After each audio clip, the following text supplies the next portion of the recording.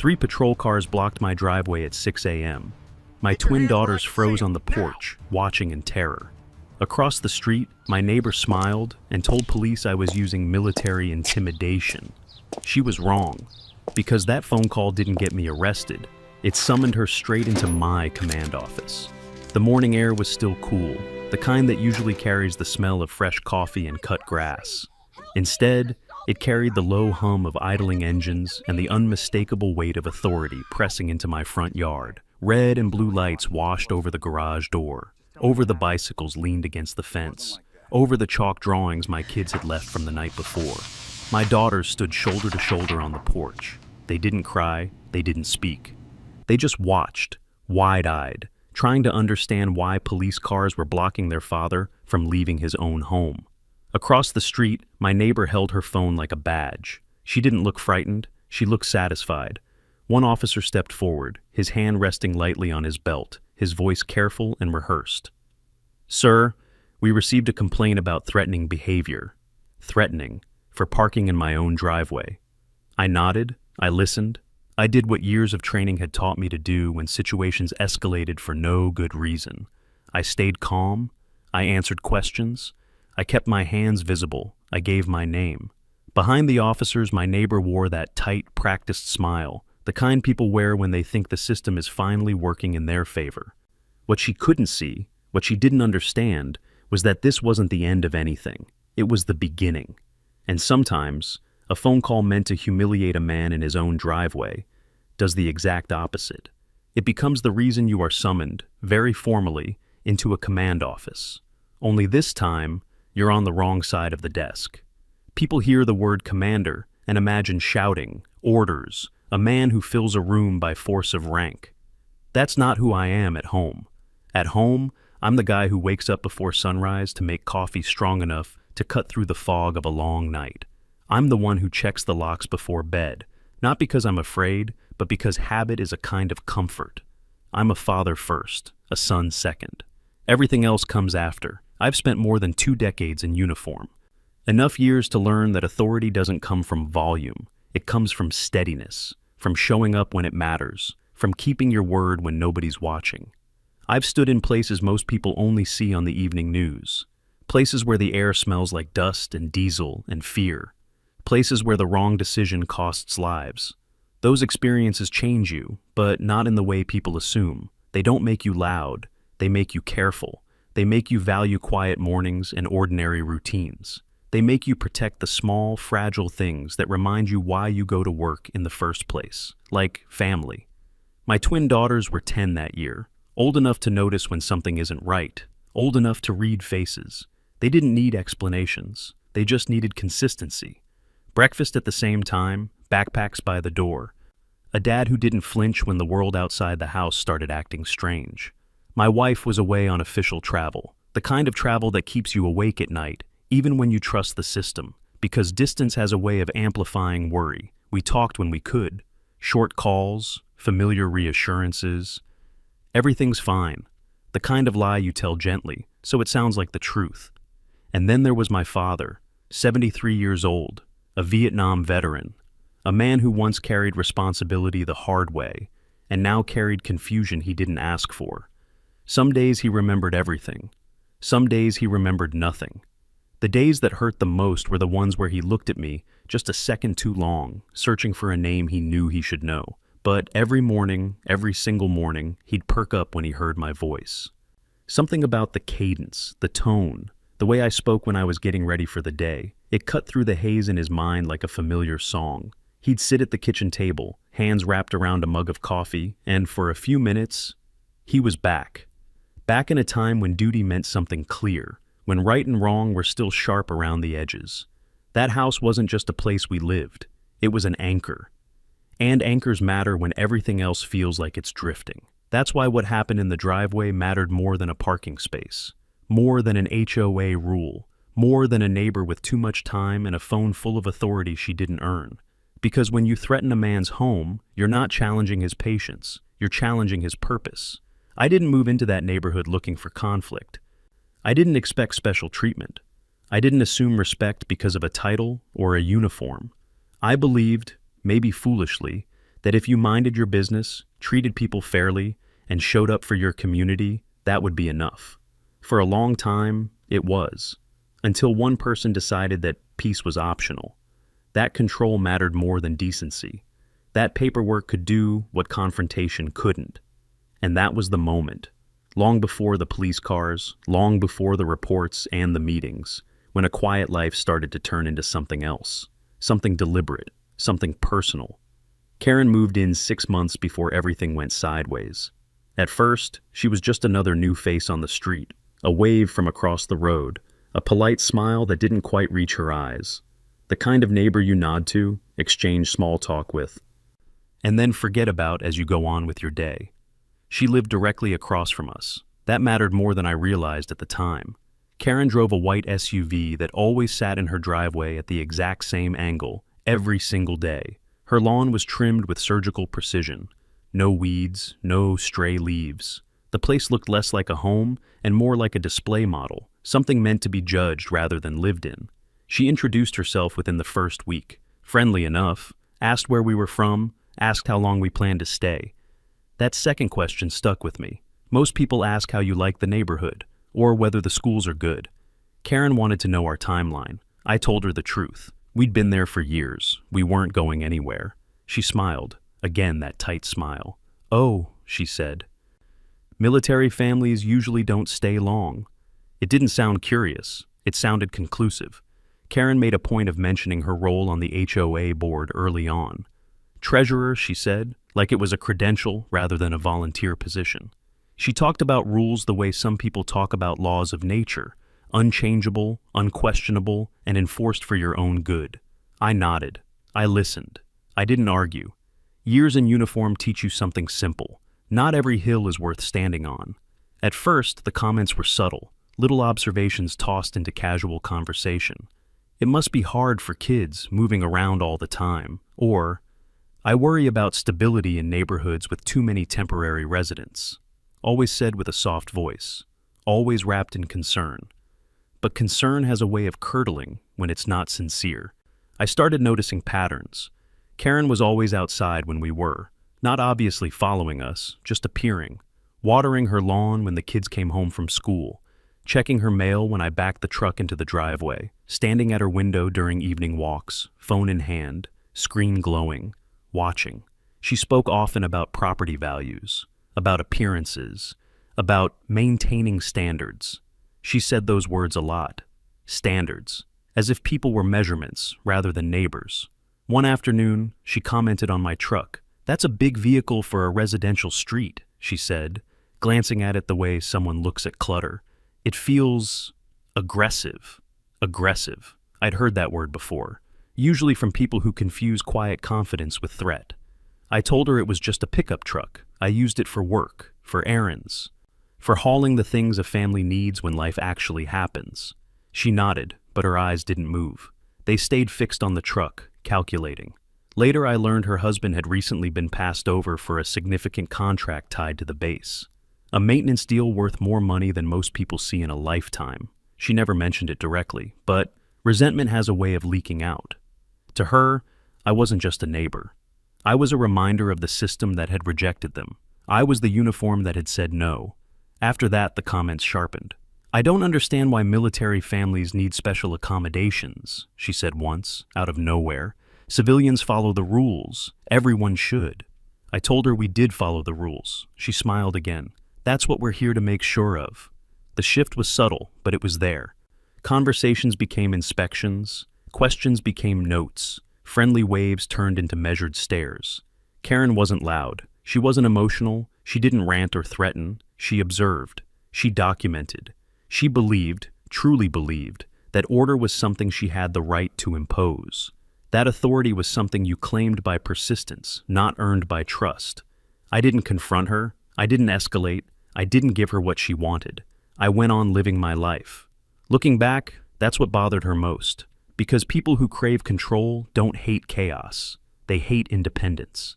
And the more calmly I went about my days, the more I refused to react, the more she watched. And the more she watched, the clearer it became that Karen wasn't just a neighbor with opinions. She was someone waiting for a moment she could turn into leverage.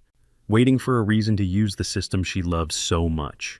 And when that reason finally came, she didn't hesitate. It happened on a Tuesday morning, the kind that feels ordinary enough to be invisible. The sun was barely up. The neighborhood was quiet in that brief window between night and routine, before garbage trucks, before school buses, before the world remembered it had somewhere to be. I angled my truck slightly in the driveway to make room for my daughter's bikes, leaned against the fence where they always left them. Nothing dramatic, nothing unusual. I was halfway back toward the house when I heard the sound of heels on pavement. Fast, purposeful. Karen crossed the street with her phone already in her hand. Not tucked away, not casual. Held upright, camera facing forward like she was documenting a crime scene. "You can't park like that," she said, without greeting, without preamble. I looked at the truck, then at the driveway, then back at her. "It's my driveway," I said. Calm, neutral, the way you speak when you don't want a conversation to become something else. She started taking pictures. Click, click. "This is a residential neighborhood," she said, "not a military base." There it was, the line she'd been rehearsing. "The angle blocks sight lines," she continued, narrating into her phone. "Emergency vehicles need clear access. This is intimidating behavior." Intimidating, because of a pickup truck, because of a man standing quietly in his own driveway. I didn't raise my voice, I didn't step closer, I didn't argue. I'd learned long ago that escalation rarely favors the person who stays composed. "Ma'am," I said. "This is private property." She smiled and dialed. "Hello, police," she said, loud enough for me to hear. "I need to report threatening behavior. A neighbor using military intimidation tactics." She didn't look at me when she said it. She looked at her screen, like the decision had already been made. 20 minutes later, the first patrol car rolled in, then another. By the time the third one arrived, I realized why. Dispatch didn't hear parking dispute. They heard military intimidation. She knew exactly which keywords would trigger a priority 1 response. My daughters were on the porch by then, backpacks at their feet, watching the scene unfold like it was happening on someone else's street. The first officer stepped out slowly, measured, professional. He recognized me. I could tell by the hesitation in his eyes. We'd crossed paths before at community meetings. He knew my record. He knew how absurd this was, but he also knew the rules. "Sir," he said, keeping his tone even, "we received a complaint about threatening behavior." I nodded. "I understand." He asked the questions he had to ask, where I was standing, whether I'd spoken to my neighbor, whether I'd raised my voice, whether there were any weapons involved. "No," I said. "No, and no." Karen stood a few steps behind him, nodding along with every word, clutching her phone like it was evidence that might evaporate if she loosened her grip. While one officer spoke with her, the first officer stepped closer to me. His voice dropped. "Look," he said quietly, eyes flicking toward Karen. "I know this is ridiculous, sir." I didn't say anything. I let him continue. "But if I don't write it up," he added, even quieter, "she calls the chief." There it was, the real dynamic. This wasn't about public safety. It wasn't about noise or parking or sight lines. It was about pressure, about knowing which buttons to push, about wearing people down until the system did what you wanted it to do just to make the problem go away. I nodded again, not in agreement, in understanding. "Do what you need to do," I said. He did. He documented. He noted. He checked boxes that would later look official and neutral on paper, stripped of context and human expression. When it was over, the officers left with visible relief. Karen stayed behind, watching them drive off, satisfaction written all over her face. My daughters didn't move. I walked up the porch steps and knelt in front of them. "You okay?" I asked. They nodded. "Barely." "Did I do something wrong?" one of them asked. "No," I said. "You didn't do anything wrong. Neither had I." And that was the point. That morning changed something. Not because of a ticket, not because of a report, but because it revealed the shape of the fight I was in. Karen wasn't reacting. She was initiating. She wasn't misunderstanding. She was testing how far she could push, how much leverage she had, how easily she could turn a routine morning into an official incident. And she learned something important that day. The system would bend. All she had to do was apply enough pressure. What she didn't realize, what she couldn't see yet, was that pressure works both ways, and the more she used it, the clearer her patterns would become. Patterns have a way of telling the truth. The first letter arrived 2 days later. White envelope, HOA logo in the corner, my name spelled correctly. Address printed clean and straight, like it mattered. I stood at the kitchen counter and opened it while the coffee finished brewing, already knowing what it would be. Notice of violation. The language was precise, polite, almost friendly. It cited a subsection I'd never heard of, something about vehicle positioning and visual obstruction. No accusation, no explanation, just a date, a code, and a fine amount printed at the bottom like a quiet threat. By the end of the week, there were 3 more. Different envelopes, different subsections, different alleged witnesses. Each one felt less like a complaint and more like a move in a game where the rules were written by the same person who kept score. I didn't throw them away. I didn't call anyone. I didn't vent. I started a folder, manila, plain, labeled with a pen, dates on the tabs, copies inside, photos attached, notes in the margins. Not because I enjoyed it, but because experience had taught me something simple. When authority shows up wearing a smile, documentation is the only language it understands. My wife called that night from her hotel room. I heard about the police, she said. She tried to keep her voice even. She didn't quite succeed. It's handled, I told her. Everyone's okay. There was a pause on the line. Static hissed in the background. Thousands of miles of distance heavy between us. I'm useless here, she whispered, her voice cracking. I can't protect you guys from a hotel room? The words hit harder than any HOA letter. You don't need to, I said, keeping my voice steady. That's my watch. She didn't answer right away. When she did, it was just a quiet, okay. We both knew what that meant. The letters kept coming. Noise violation, for starting my truck at 6:30 a.m., unauthorized modification, for tightening a fence board that had come loose, improper display, for a flag mounted 1 inch outside the approved guideline. Each notice arrived with the same calm tone. Each one assumed guilt without saying the word. Each one added another line to the ledger. My daughter started noticing the mail before I did. Another one of them asked, holding an envelope like it might bite. It's just paper, I said. Paper can't hurt us. She nodded. I could tell she didn't believe me. My father watched quietly from his chair, eyes following the exchange. Some days he asked questions, some days he didn't. That week, he didn't. Late one evening, after the kids were asleep and the house had settled into its nighttime creaks, I spread the letters out across the dining table. The surface disappeared beneath them. Dates, codes, amounts, patterns trying to hide in plain sight. That's when it clicked. The violations weren't random. They weren't even reactive. They were timed, spaced just far enough apart to feel relentless, but not enough to look coordinated at a glance. Each one cited a different rule, a different section, a different rationale. It was careful, professional. Someone had read the bylaws the way others read maps. I started cross-referencing, not aggressively, quietly. I pulled public records, meeting minutes, old notices posted online. I compared enforcement actions over the past 2 years, marking them with a pen the way I used to mark timelines, looking for clusters, overlaps, absences. By midnight, the picture was clearer. Military families made up less than a quarter of the neighborhood. They accounted for nearly 3/4 of the violations. The same infractions, noise, parking, fences, earned warnings for some residents and citations for others.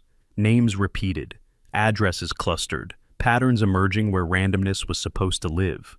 I leaned back in the chair and stared at the ceiling, listening to the house breathe. This wasn't overzealous enforcement. This was selective enforcement. And selective enforcement isn't about rules. It's about targets. The next morning, Karen waved as I backed the truck out. Cheerful, polite, like none of it had anything to do with her. I waved back. Not because I wanted peace, because I wanted time. Time to watch, time to document, time to let her believe the pressure was working. That afternoon, another envelope arrived. I added it to the folder. For the first time since the police left my driveway, I didn't feel surprised. I felt oriented, like I finally understood the terrain. Karen thought she was burying me in paperwork. What she didn't realize was that paperwork leaves fingerprints, and the more she sent, the clearer the pattern became. Patterns have a way of doing that. They tell the truth, quietly, patiently, until someone finally listens. The first sign wasn't a letter. It was my daughter's face when she came through the front door. She didn't run like she usually didn't talk over her sister. She set her backpack down carefully, like it weighed more than books, and stood there for a second too long before speaking. "Dad," she said, "Mrs. Ellie said I can't be safety patrol captain anymore." I knelt in front of her, the way you do when something matters. Why would she say that? She shrugged. Kids learn that move early, the one that hides confusion behind small shoulders. She said our family might move soon, that it wouldn't be fair. Fair. Her sister appeared behind her, jaw set tight. Tommy's mom said military families are just passing through, that we don't really belong. The words landed heavier than any citation. I hugged them both. Felt their ribs rise and fall too fast. Felt the quiet shame kids carry when adults turn them into problems without ever saying it out loud. "We're not going anywhere," I said. "And you belong wherever you stand." They nodded. They believed me, or maybe they needed to. From the living room, my father watched. Some days he was somewhere else entirely. Some days he drifted in and out, names and places sliding past him like scenery from a moving train. That day, he was present. Fully. After the girls went upstairs, after the house settled into that uneasy quiet that follows tears, I found him sitting at the kitchen table. His hands were folded, his eyes sharp in a way I hadn't seen in weeks. He didn't look confused. He looked experienced. "She reminds me of the political officers," he said suddenly. I stopped. "In Saigon," he continued, his voice steady, unhurried. "Didn't carry rifles, carried paperwork. Smiled while they ruined lives. Said it was for order, for stability." He looked up at me then. "Same eyes," he said. "Same hunger to control people who don't belong to her." Then, just as quickly, the moment passed. His gaze drifted. The clarity softened. The war receded back into wherever his mind kept it now, but the words stayed. Later that week, at the school board meeting, I saw exactly what he meant. Karen moved through the room like she belonged at the center of it, shaking hands, smiling, leaning in close when she spoke. She wore a blazer and the kind of expression people practice in mirrors, concerned, responsible, civic-minded. When she took the podium, the room quieted. "Military families," she said with careful emphasis, "bring unique challenges to our community. Frequent relocations, deployment stress, behavioral adjustments that can disrupt learning environments." She clicked to the next slide. Charts, percentages, selective studies taken out of context and lined up like evidence. It was polished, professional, and completely dishonest. I felt my jaw tighten. Then she crossed the line. "Take Colonel," she paused, glancing in my direction without quite looking at me. "This neighborhood's recent issues as an example. Complaints, intimidation, instability. And now, unfortunately, the effects are showing up in our schools." She didn't say my name. She didn't need to. In that moment, I saw her exactly as my father had. Not loud, not angry, not chaotic. Organized, smiling, certain. A woman who believed paperwork could do what force could not. That was when something shifted inside me. Not rage, something colder, more precise. This wasn't ignorance. This was a campaign. Karen wasn't just filing HOA complaints. She was shaping narratives, feeding institutions the language they needed to justify exclusion without ever calling it what it was. At home that night, my wife called again. "They're talking about the kids," she said before I could say hello. "Other spouses are hearing it too."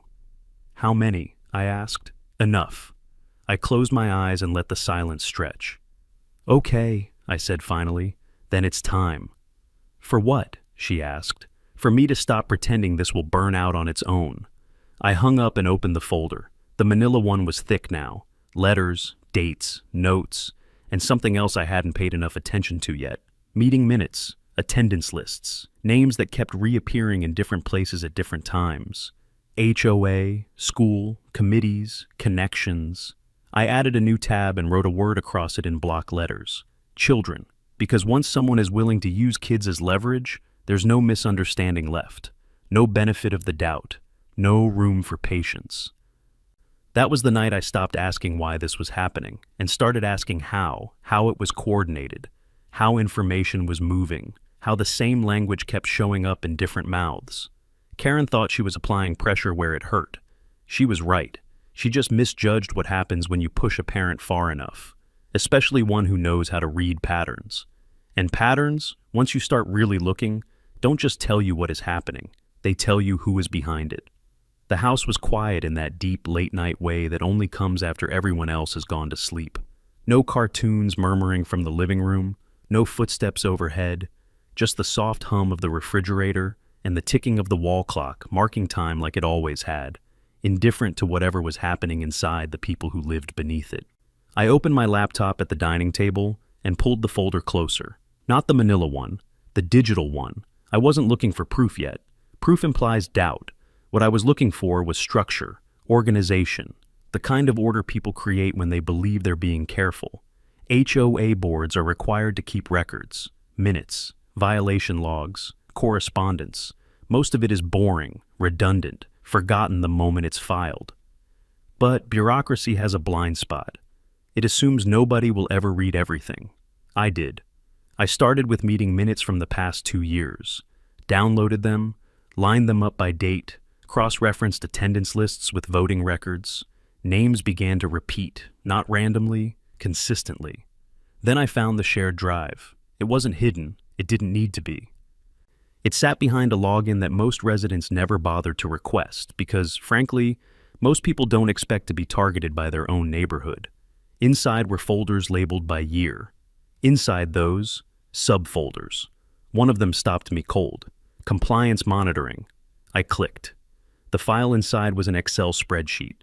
Simple, clean, professional, and devastating. Rows of names, addresses, dates, notes, columns labeled status, action, escalation. Another column caught my eye. Occupancy type, civilian. Civilian, military, civilian, military. I scrolled. The military entries were highlighted, yellow at first, then red.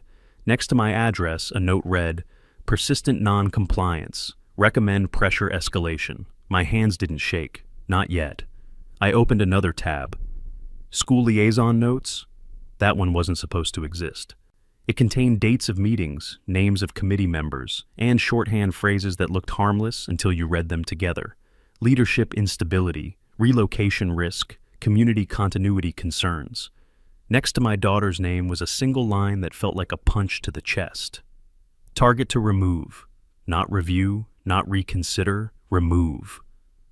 I sat back in the chair and stared at the screen, letting the meaning settle.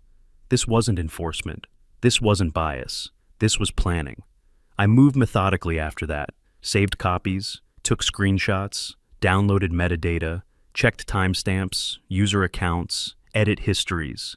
The same 3 names appeared again and again across HOA records, school notes, and committee communications. Karen's name was on every single one, sometimes as the author, sometimes as a reviewer, sometimes as the last person who'd opened the file before an action was taken. She wasn't reacting to events. She was coordinating them. The spreadsheet tracked outcomes, who complied, who paid, who pushed back, and who needed more pressure. Another column labeled desired outcome. For civilians, it read compliance achieved. For military families, it read relocation likely. That was when the room felt smaller. Not because I was afraid, but because the scale of it snapped into focus. This wasn't personal animosity that got out of hand. It was strategy. I checked one more file before closing the laptop. A worksheet titled Communications. It logged calls, emails, informal conversations. Dates matched the days my kids came home quieter than usual. The days the school office called. The days HOA letters arrived back to back. The spreadsheet didn't raise its voice. It didn't have to. It spoke in patterns. I closed the laptop and sat there for a long time, listening to the clock. At some point, my father shuffled into the doorway. He looked smaller in the dim light, older, more fragile. "You working late again?" he asked. "Yeah," I said, "just reading." He nodded, satisfied with that answer, and went back to bed. I didn't sleep. By morning, the decision was made. Not to confront, not to accuse, not yet. Documentation first, preservation, corroboration. I reached out quietly. "A neighbor here, a parent there. I didn't lead. I listened. Stories matched the spreadsheet almost line for line. Same phrases, same pressures, same outcomes. By the end of the day, I had copies stored in 3 places and a list of witnesses who didn't even know they were witnesses yet. Karen thought she'd built a system too complex to challenge. What she'd actually built was a record. And records don't argue, they don't shout, they don't take sides. They just sit there, patient and permanent, waiting for the moment someone decides to read them out loud. That night, I added one last tab to the folder: evidence. Because once you have the map, the next step isn't emotion, it's action. And for the first time since the police cars left my driveway, I knew exactly what that action would look like. Once you see the map, you stop seeing coincidences. You see intersections. I printed the spreadsheet and taped the pages to the wall of my home office. Not because I needed paper, but because patterns reveal themselves differently when you can step back and look at the whole thing at once. Names became nodes. Dates became lines. Actions became arrows pointing in only one direction. Karen sat at the center, not alone, but central. Every time an HOA notice went out to a military family, a school concern appeared within days. Every time a parent meeting raised questions about stability, a compliance letter followed close behind. The timing wasn't perfect. It didn't need to be. It was consistent enough to be intentional. I started making quiet calls, not accusations, not confrontations, just questions, the kind that let people talk if they wanted to. A mother from 2 streets over told me her son had been removed from student council after a routine review. She used the same phrase Karen had used at the school board meeting: continuity concerns. She didn't know where it came from. She just knew it was said with a smile. A neighbor who had lived there for 15 years admitted he'd received a warning for the same fence issue I'd been fined for. A warning, no paperwork, no follow-up. He was civilian. He hadn't thought much of it. A teacher, off the record, confirmed that certain names came with context attached. Nothing official, just notes, reminders. Guidance passed quietly from one meeting to the next. Context is what institutions use when they don't want to write things down. I logged every conversation: date, time, who spoke first, who repeated which phrases. Language matters. It travels. By midweek, the map was crowded. 3 HOA board members appeared again and again in the records. 2 of them overlapped with a parent committee at the school. One attended city planning meetings as a concerned resident. None of it was illegal by itself. That was the point. It was adjacency. Influence without fingerprints. I checked public calendars, meeting minutes, volunteer rosters. The same faces rotated through different rooms, carrying the same concerns, speaking the same language, always just on the safe side of plausible deniability. Karen wasn't improvising. She was orchestrating. I built a simple timeline, laid it next to the spreadsheet. Events snapped into alignment, complaint filed, school concern raised, HOA escalation, social pressure, suggested relocation, over and over. I added a new layer to the map. Resources. Who had access to what? Who controlled information? Who benefited when families left quietly? Homes vacated by military families were resold quickly, often with enthusiastic notes about community stability. Then I found the foreclosure, a young sergeant. First deployment behind him, second one looming. His wife had tried to make it work, but the isolation got to her. The quiet pressure, the whispers at school, the feeling that the neighborhood wanted them gone. They divorced. He lost the house. And when I followed the paper trail, my stomach tightened. The property had been purchased below market value through an LLC, Karen's LLC. She didn't just drive them out. She profited from the wreckage. That was the moment the map stopped being abstract. This wasn't about standards. It wasn't about order. It was about leverage and reward. Late one afternoon, my wife called again. "You sound different," she said. "I am," I replied. "In a good way?" "In a focused way." I told her what I'd found. Not everything, just enough. She was quiet for a moment. "So it's not just us." "No," I said. "It never was." "That makes it worse," she said. "It makes it clearer," I corrected. That night, I added one more page to the wall, a blank one. At the top, I wrote a single word: exposure. Not confrontation, not retaliation, exposure. Because networks don't collapse when you argue with them. They collapse when you illuminate them. I knew what came next. Corroboration, independent verification, third-party review, the kind of scrutiny that doesn't care about smiles or intentions, only records. Karen had built her operation on the assumption that nobody would ever connect the dots. That assumption was her weakness. I took photos of the wall, backed everything up, encrypted copies, shared access with one trusted person outside the neighborhood. If something happened to me, the map would still exist. Before I turned off the light, I looked at the center of the map one last time. Karen's name sat there, surrounded by lines she'd drawn herself. She thought she was invisible because she was quiet. She was wrong. Quiet is exactly how patterns hide, and exactly how they're found. There's a line most people don't realize exists. It's not painted on the ground, it's not posted on a sign. But once you cross it, everything changes. Karen crossed it on a Thursday afternoon. I didn't know it at the time. I was at my desk, working through routine reports, when my phone buzzed with a notification I almost ignored. Almost. It was an email, forwarded to me by a colleague who knew my name well enough to recognize when it showed up somewhere it didn't belong. Subject: civilian complaint, officer conduct review. The sender wasn't local law enforcement. It wasn't the HOA. It wasn't the school district. It was a federal inbox. I opened it. Karen hadn't just complained to the HOA anymore. She hadn't stopped at the police department. She had filed a formal report to a federal agency, alleging that I was using my position to intimidate civilians, misuse authority, and create a hostile environment for non-military residents. She used the right words, carefully chosen, precisely arranged, the kind of language that doesn't sound emotional, just credible enough to trigger mandatory review. Abuse of authority, retaliation, threatening conduct. She attached supporting documents, photos of my truck, copies of HOA notices, summaries of witness statements that all seemed to echo the same phrases. The spreadsheet's language translated into accusation. That's when I understood what she'd done. By filing a false official statement with a federal agency, Karen hadn't escalated the conflict. She'd transformed it. This was no longer a neighborhood dispute. This was interference with official duties. I didn't respond. I didn't call anyone. I documented. I forwarded the email to legal counsel, then to compliance, then to a secure folder labeled with a date and a single word: line. That evening, my wife called. "You're quiet," she said. "I'm listening," I replied. To what? To the sound of someone making a mistake they can't undo. She didn't ask me to explain. She didn't need to. We'd both heard that tone before, when a situation stops being emotional and starts becoming procedural.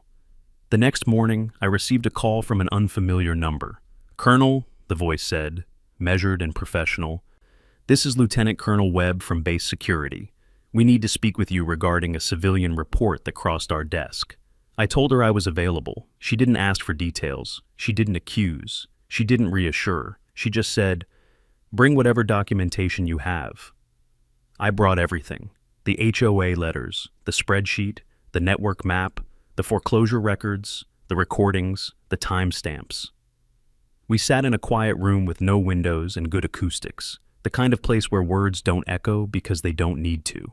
Webb read without interruption. At one point, she stopped and looked up.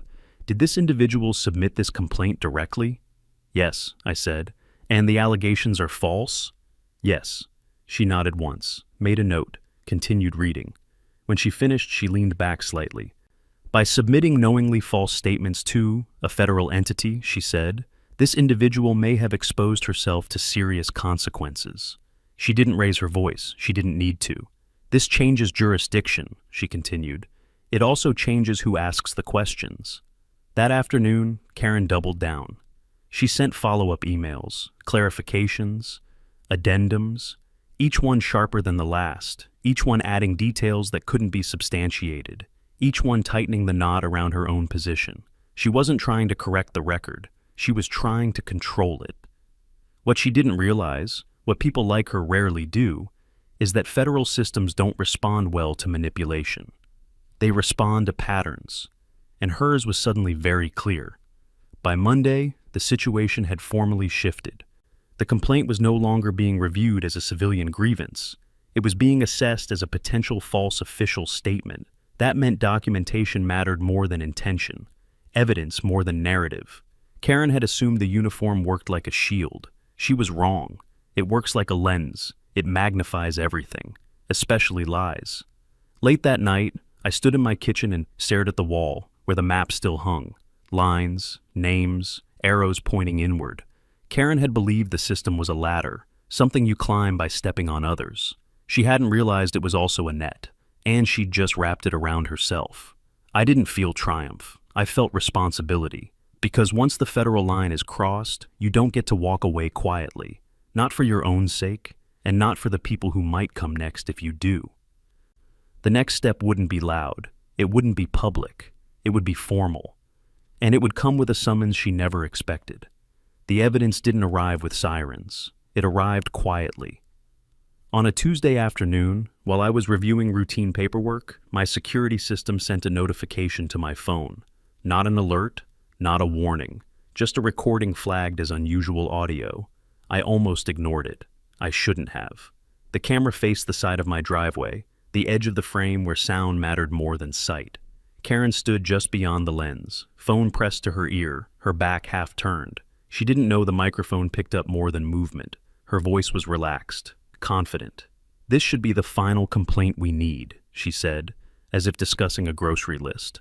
"Once they remove him from command, the rest will fall into place."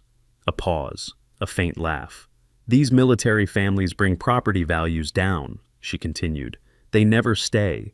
They don't integrate. It's better for everyone if they move on." She lowered her voice then, conspiratorial. "Military trash," she said casually. "You know how it is." The words sat there, unfiltered, unambiguous, undeniable. She wasn't angry. She wasn't provoked. She wasn't exaggerating for effect. She was explaining her strategy to someone who understood exactly what she meant. I watched the clip twice, then a third time, this time with the volume lower, the way you do when you already know what you're going to hear. The timestamps matched the follow-up emails she'd sent to the federal inbox. The phrasing mirrored the spreadsheet. The intent aligned perfectly with the network map on my wall. This wasn't an opinion caught out of context. It was motive. I exported the file, verified the checksum, pulled the raw audio stream, preserved the original metadata. Then I placed copies in 2 secure locations and sent one to legal counsel with a single line of text. Smoking gun attached. An hour later, my phone rang. "Colonel," Lieutenant Colonel Webb said, her voice noticeably cooler than before. "Did the individual in question make this statement voluntarily?" "Yes," I replied. "Was she aware she was being recorded?" "No." There was a brief pause, paper moving, keys clicking. "Understood," she said. "This changes the posture of the case." That evening, Karen escalated again. She stood in her driveway, phone raised, narrating into the air like a documentary narrator without an audience. She positioned herself behind my truck as I loaded groceries, stepping closer than necessary. "He's aggressive," she said loudly. "You can see it, the body language." My backup camera caught everything, including the part where she stepped into the path and then recued it, announcing into her phone that I was attempting to run her over. The audio told a different story. "I'll stand right here," she said just before moving. "This will do it." It did. Because when you combine false statements with recorded intent, the narrative collapses. I sent the second clip to Webb. Her response came faster this time. "Do not engage further," she wrote. "Preserve all recordings. We will handle contact." That night, I slept for the first time in days. Not because I felt safe, because I felt finished waiting. By morning, the complaint was no longer under review. It was under investigation. Karen had believed the power of paperwork lay in repetition, in volume, in sounding official long enough that no one checked. She hadn't counted on silence, on cameras that don't argue, on microphones that don't flinch. Most of all, she hadn't counted on herself. People like Karen don't get caught because they slip. They get caught because they talk. And when they do, they reveal the one thing no amount of documentation can hide: intent. The next step wouldn't be dramatic. No arrests, no announcements, just a formal notice, a time, a place, and an invitation she could not ignore. Because once you confess, on record, The system stops listening to explanations and starts asking questions. The notice went out on a Wednesday morning. No drama, no explanation, just a time, a location, and language so formal it left no room for interpretation. You are requested to appear. Karen received it the same way everyone receives a document they don't understand yet, through assumptions. She assumed it meant leverage. She assumed it meant victory. She assumed she'd finally pushed the right buttons. She was wrong.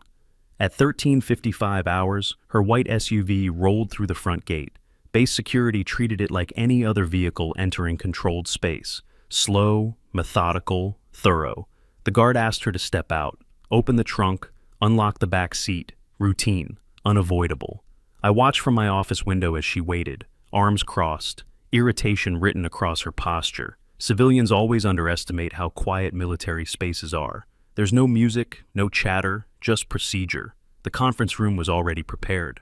Flags behind the table, country and branch. Climate control humming at a steady, indifferent pitch. A recorder centered between 3 folders placed with equal spacing. Chairs aligned to the inch. I didn't sit at the head. I sat to the side. Agent Morrison from the FBI took the center seat. Major Stevens from JAG sat to her left. Lieutenant Colonel Webb stood near the wall, arms folded, observing. When Karen was escorted in, she paused. The room didn't look like what she expected. She straightened her blazer anyway, smoothed her hair, lifted her chin. I was told I'd be speaking about a complaint, she said, already defensive, already framing the story. Agent Morrison gestured to the chair across from her. Please, have a seat.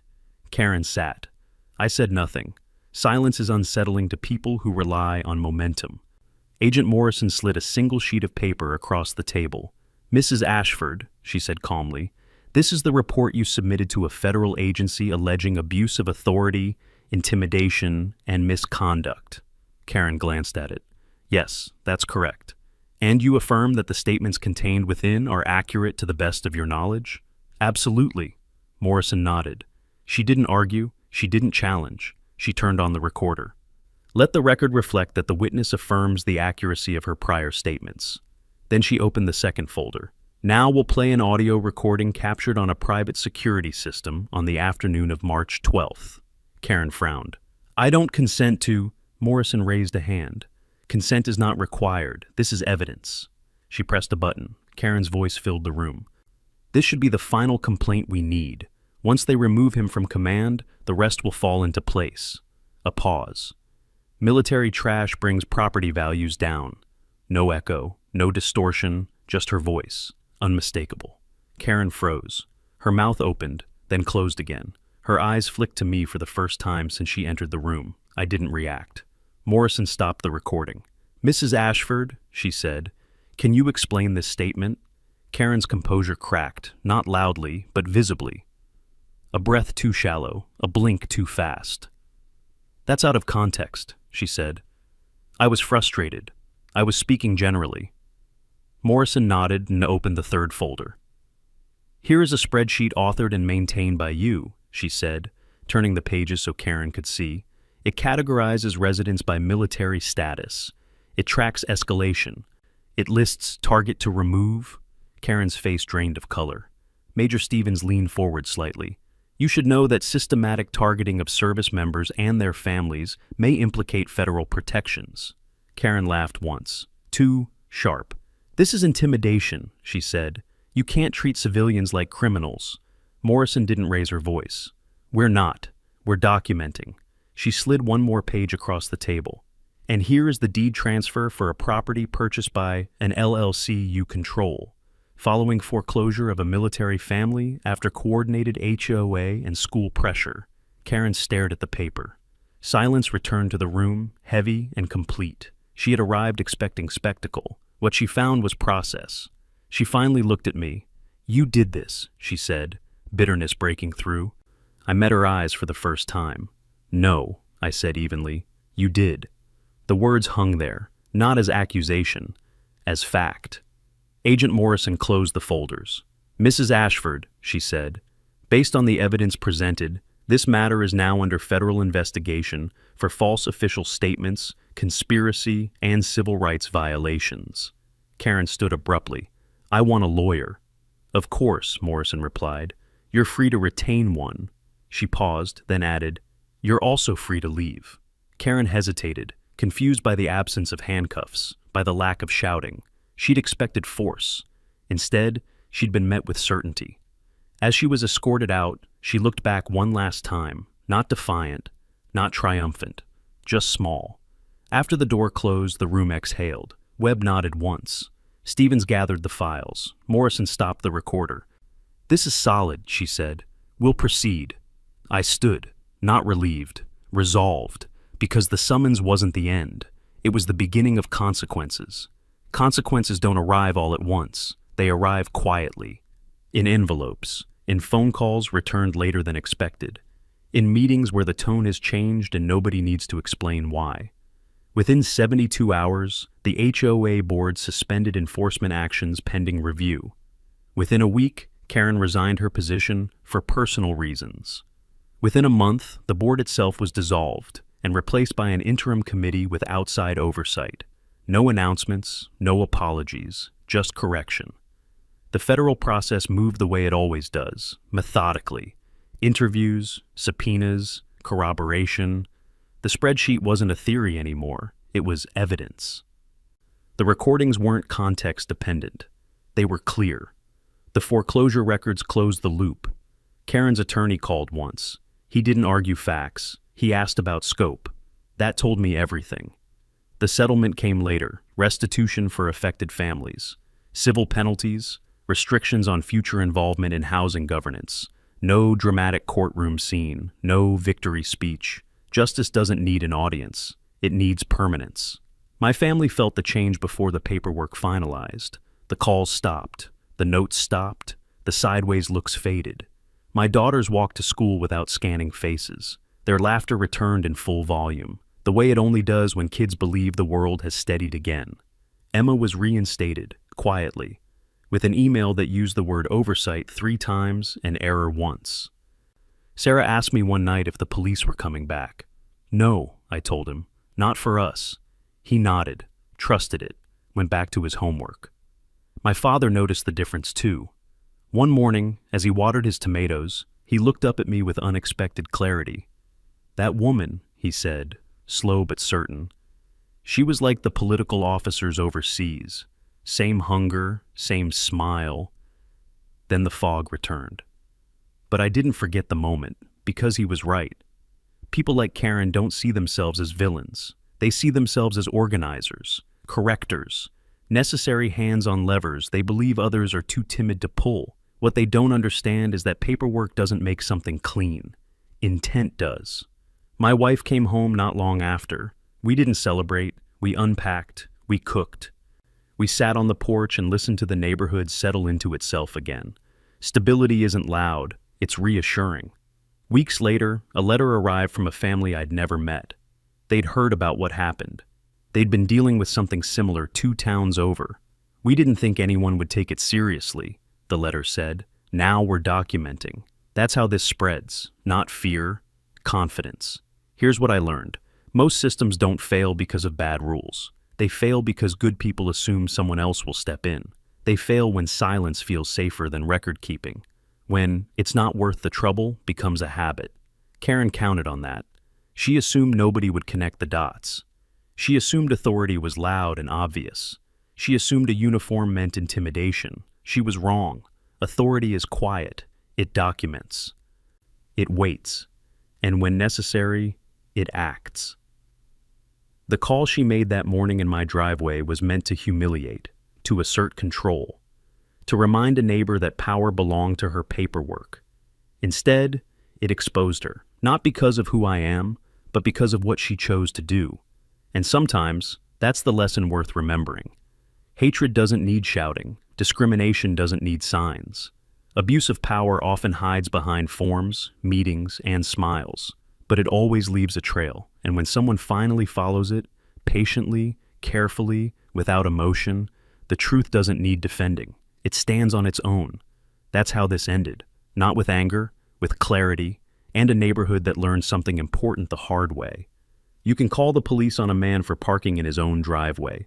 Just be sure you understand who's really listening and what happens when they do.